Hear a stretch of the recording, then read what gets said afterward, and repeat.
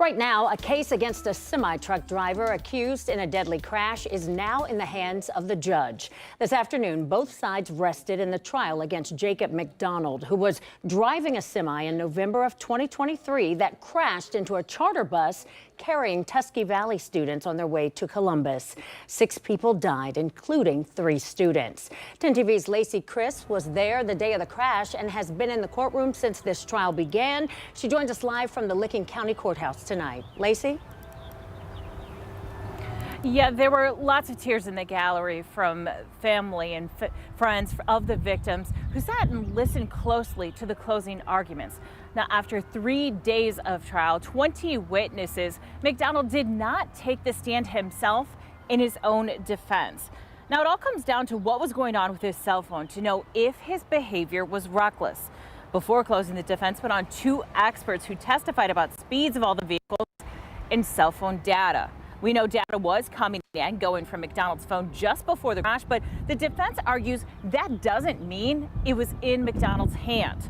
Prosecutors argue McDonald did not slow down or try to brake to avoid colliding with traffic ahead that had slowed down. There's no effort of braking.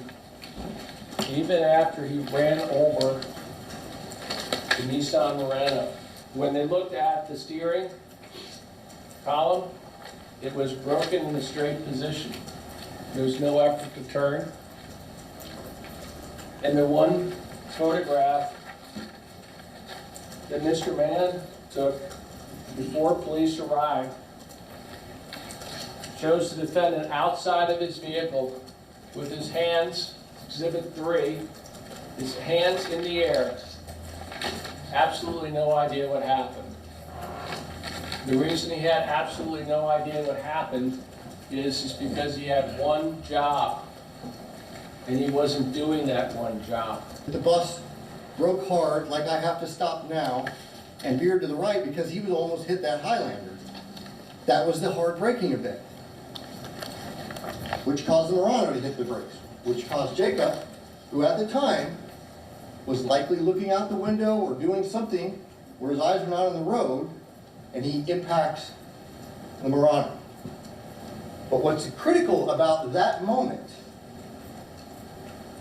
is Eugene Mann's van, his white van, is flowing next to.